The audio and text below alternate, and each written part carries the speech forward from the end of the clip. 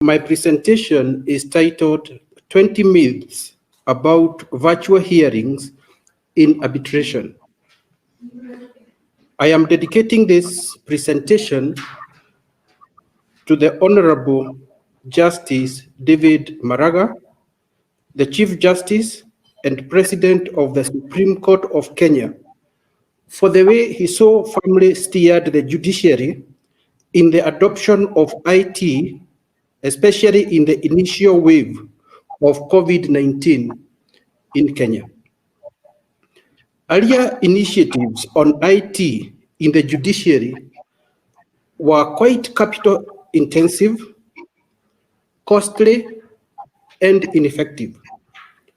However, Justice Maraga did everything possible to promote and facilitate virtual filing, mentions, oral highlighting, and reading of cases, which was a great help to ensure that the judiciary continued functioning through that period. To appreciate the leap which the Kenya judiciary had to make within very severe time constraints, one must understand how conservative the Kenyan judiciary is. I understand that judges and magistrates previously required permission to take with them any file in a non-judiciary vehicle to their homes. So you can see the huge leap they had to make, even to be allowed to work from their own homes, to move files in their own vehicles, private vehicles, and to do everything or most of their work virtually. I will now go to the myths themselves. Time allowing, I will read all the 20, but if time doesn't allow, I will skip some. One myth is that virtual hearings are not in person. There was a near riot the first time I suggested in an arbitration, some 5 years ago that was, that we should hear one witness virtually.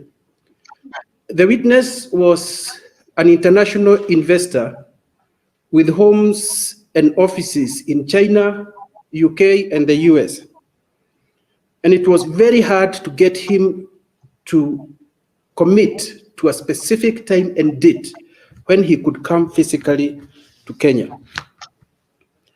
Now, the claimant's advocate objected promptly.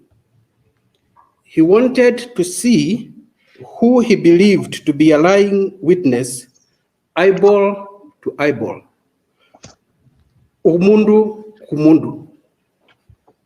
However, the respondent's counsel agreed, and therefore I was left with no alternative but to suspend the proceedings for several months until we could get this witness to come to Kenya to give evidence physically. The objections by the parties or their counsel were that virtual hearings were impersonal and that a witness's demeanor could not be observed sufficiently through virtual hearings. That really shocked me because virtual hearings can be recorded. So if one really wants to watch demeanor, there is no better forum to do that than through virtual hearings. You can play and replay oral virtual hearings to your satisfaction. But as I said, both counsel agreed that the evidence should be taken through a traditional oral hearing, and really, therefore, I had no say in the matter. Another myth is that physical hearings or traditional oral hearings are trouble-free. Now, this leads to blowing out of proportion any weaknesses which come with virtual hearings. Now, physical hearings, as you know, have their own very serious challenges. Just talking about flights, missed flights, cancelled flights, diverted flights, lengthy flights, costly flights. And by the way, arbitrators travel business or first class minimum. So the cost can be quite prohibitive. Now, when people talk about the challenges which come with virtual hearings, they tend to blow out of proportion the problems which arise there. The other myth about virtual hearings is that internet failure is always fatal. And I'm here to tell you it is not. Even in this very conference, we have had disconnections and challenges, but the event is going on very well. In my experience, in arbitration and in a statutory tribunal where I serve in Kenya, no matter has had to be reheard just because there were disconnections or disruptions during the oral hearing. The next myth is that you need to be an IT wizard to use or to adopt virtual hearings. Now, you do not need to be. Admittedly, some people find it helpful to have an IT savvy child or grandchild visiting during the week of the oral hearing. Anything which brings family members together is a good thing. So that should not be a serious complaint against IT.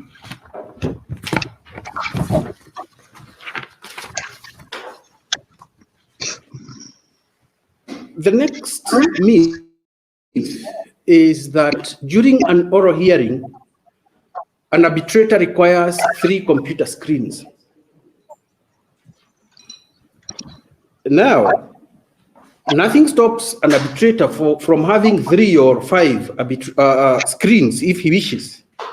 But actually, computer screens are quite cheap these days. So please yourself, if you want 3 or 5, go ahead. But the thing is that 3 computer screens are not always necessary in a virtual hearing. In any case, if one wants more screens, they can be hired or even bought, as I said, at minimal expense when necessary. We will go to another myth, and this is about documentation.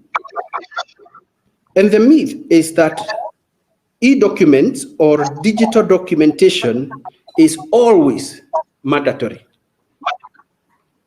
Now, I must start by saying that digital or e-documents are very easy to share during a virtual hearing. However, I personally prefer to have hard copies of all the relevant documents because I make very important handwritten notes and put stickers of many colors. I earmark the pages, and I use red highlighting. And to tell you the truth, I even draw cartoons. So, in a virtual hearing, I actually need hard copies of my documents. Otherwise, how will I draw cartoons? These cartoons help me remember things which happened during the virtual hearing. Now, in 2020, the arbitrations which have taken place so far were based on documents which were filed before COVID-19, around 2019, others in 2018, about 2 years ago, meaning there was a presumption then that there would be a traditional physical hearing, and therefore hard copies of documents were filed. It was not necessary then to convert those documents into digital files. It could be that in future, when virtual hearings are the presumption, then documents will be filed in digital form. But I must say that because of the reasons I have stated, I will, whenever possible, print hard copies for my own use and for reference, for ease of reference when writing my awards.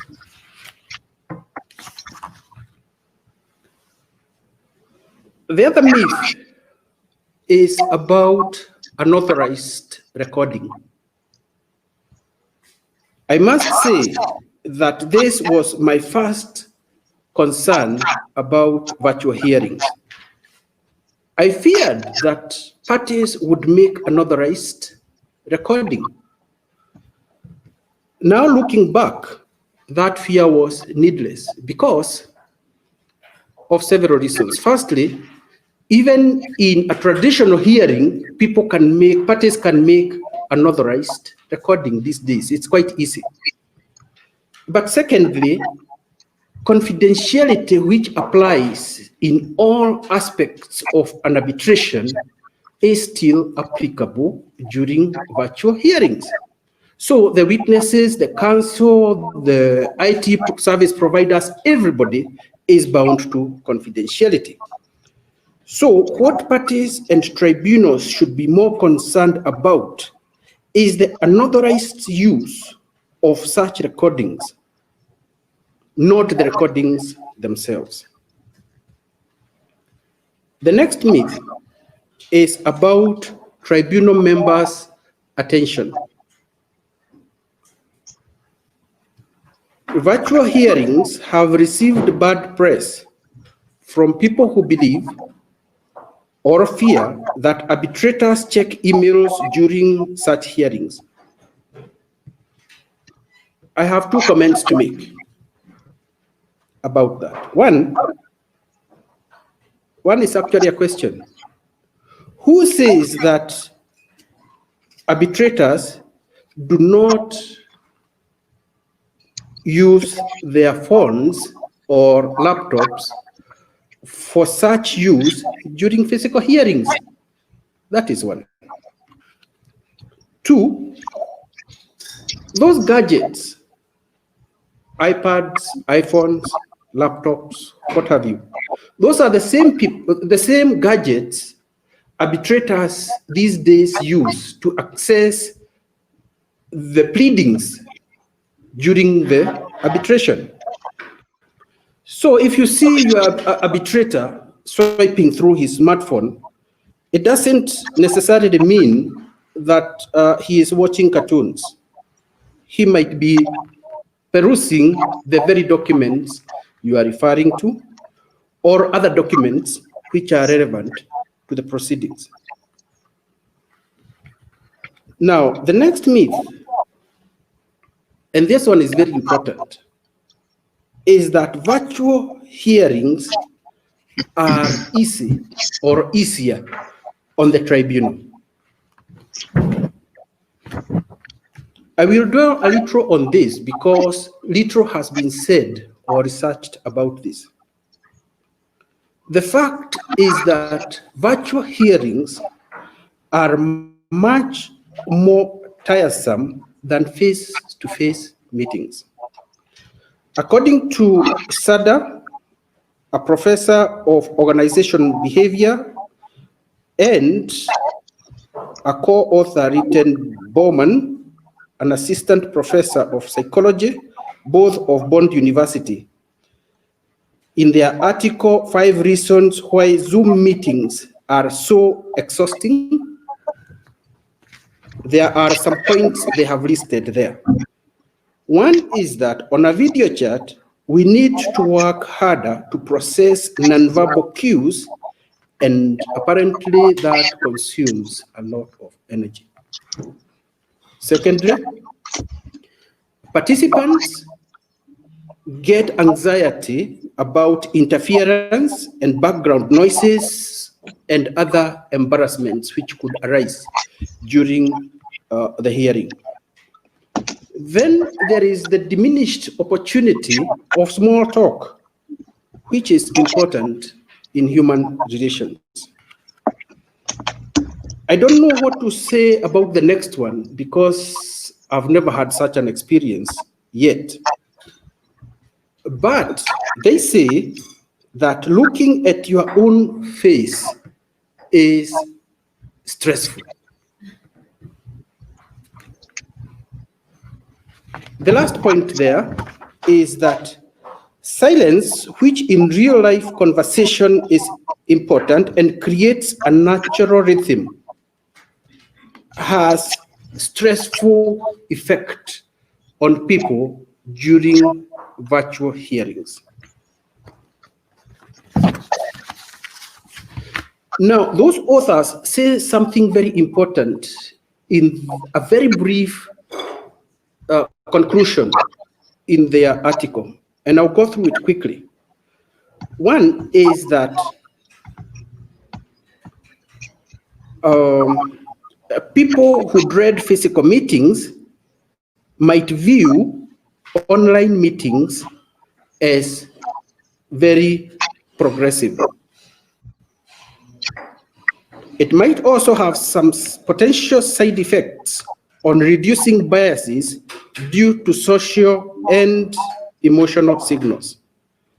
Thirdly, are considerations to do with physical factors which are linked to social dominance.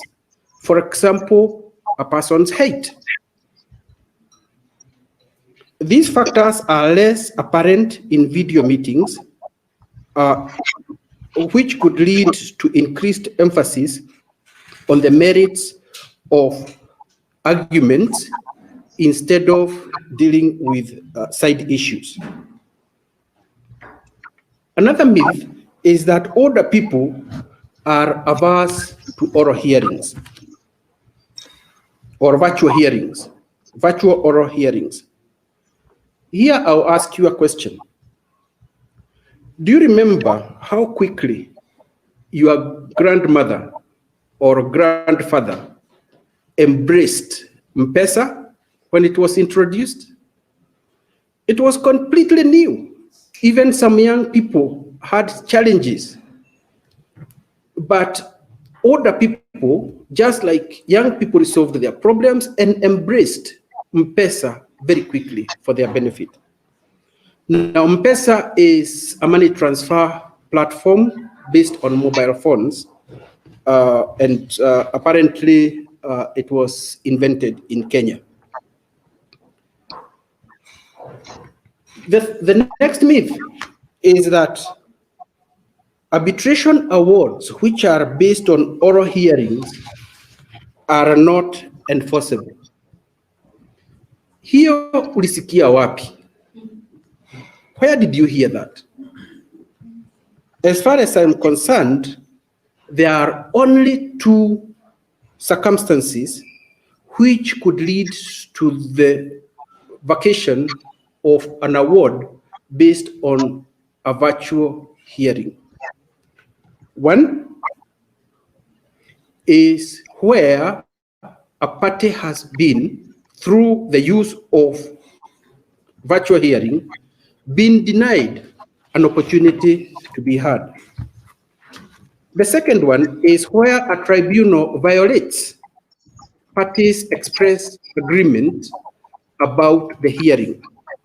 If the parties have agreed, either in the original agreement or the original contract, or subsequently during the hearing, even verbally, if they have agreed that the hearing should not be conducted virtually, and that the hearing should be conducted through a traditional hearing, then the tribunal has absolutely no alternative.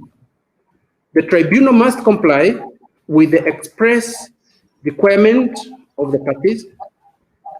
If the tribunal is adamant on doing it a different way, then the tribunal must resign and allow the appointment of another tribunal, which will or which must comply with the wishes of the parties. Now, in conclusion, virtual oral hearings offer opportunities for flexibility, for increased efficiency, for cut costs, and for reduced time in arbitration. Just what the doctor ordered. Now, there is an issue I am aware I have not tackled, and it's deliberate. And it's whether an arbitral tribunal has power to compel a virtual hearing without the express consent of the parties. That is the elephant in the room. Sorry, friends, but I will not give you advice on that for free. Tukutane nyuma ya hema. Let's chat privately. Ladies and gentlemen, thank you very much. That is my presentation.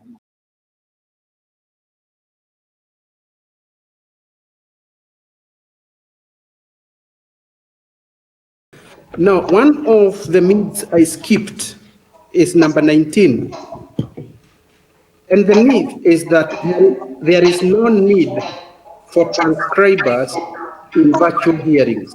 I'll repeat that. Myth number 19, that there is no need for transcribers in virtual hearings. I'll tell you what I do myself. I ask the parties, do you want a transcriber or not? If they agree to have a transcriber in a virtual hearing, then I give a link to the transcriber to attend the entire session and then to transcribe. The other safeguard is also sending a recording, a Zoom recording of the hearing to the transcriber, in addition to what the transcriber recorded directly during the virtual hearing. Now, the third safeguard is Zoom recording, just Zoom recording. I'm using Zoom because that is my preferred platform. After every hearing session, at the end of the day, I send that recording to the parties. And, it's up to them to do whatever they wish with it. Now, my view is that transcribers play a very important role in hearings, because even when you have a Zoom recording, going back and forth, replaying clips, sometimes in different sections, minute 34.3, then minute 83.2. It takes a lot of time and it's very cumbersome. And virtual Zoom recordings are not searchable. So you cannot search a keyword in a Zoom hearing, but in a transcript, in a typed transcript, you can search the name of the speaker. If it's Godho who was speaking, just search that. If he was talking about jurisdiction, you can highlight all the sections where somebody spoke about jurisdiction. If it's a PO, again, you can do that. So much as transcription is really analog, it offers some very good benefits in support of the Zoom recording. Now, the other response is on the physical file. I personally work better with a physical file. Now, paper is one of the cheapest commodities on earth. I know there are environmental issues, but we need to also be proportionate. We need to look at things proportionately. In Kenya's judiciary, in addition to e-filing, I believe the parties are required to file hard copies. And it's for a purpose. It's for backup purposes in case there is a cyber attack on the judiciary website. Much as we have talked about cybersecurity, let us not assume that digital files will always be there. It's quite possible for somebody in some country, I will not mention the suspect countries because I want to have a long and happy life. But the elections of the United States of America are believed to have been interfered with by foreign powers. That is in public domain and subject of judicial inquiries in the US. So when I say that we need physical copies for backup and for use in the writing of awards, Fidel, please appreciate that there are some circumstances and many circumstances in which those backups will be very helpful. Also, in terms of the cost, as I said, paper is very cheap. The third point is failure in IT. I accept IT fails, but let's not blow IT failure out of proportion.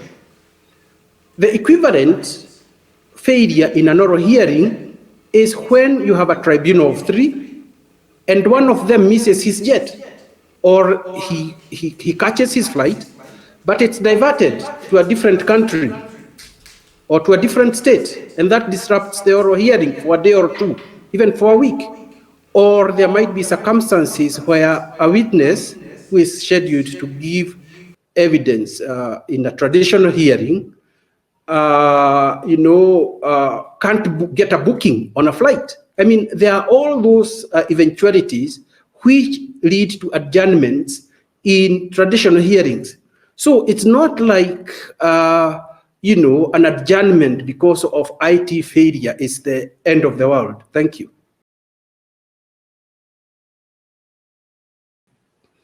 I'm not aware of any values which are lost by use of virtual hearings. As I said, counsel over the years have wanted face-to-face hearings in order to watch the demeanor of witnesses. The demeanor of witnesses is actually best observed during a virtual hearing because you can record the hearing and watch it even 10 times if you wish. Now, in a traditional hearing, if you are looking down and writing notes, the moment that witness blinks or flashes, then you miss that forever. You can never capture that. But in a virtual hearing, you can capture everything, the blinking, the winking, the flashing, the odd movements for those who believe in that. The shifting of the body, there are people who believe it communicates something and a lot. I'm not in that category. But if you want to watch my presentation here 100 times, you can. Thank you, Fidel, and a chartered arbitrator. And the question is, should the arbitrator really put himself at risk by having a physical hearing when there is a risk at this time of COVID-19? Now, the question is about the arbitrator, but the issue is wider. Should anybody, whether an arbitrator, a witness, an advocate, put himself or herself at risk by attending a physical hearing during COVID-19? Nobody should. And in a statutory, I can tell you, in a statutory tribunal where I work, one of the parties insisted on a physical hearing when the judiciary had banned such hearings. And I told my colleagues in the tribunal that I was personally not available because of various considerations. But my colleagues felt safe enough to go for the oral hearing, and no, they kindly excused me. I must say that even though I don't have underlying conditions, my age is, I'm approaching the vulnerable age, so I do not take needless risks. In another tribunal where I work, I'm actually, it's a tribunal of 5, and I'm the youngest member of the tribunal.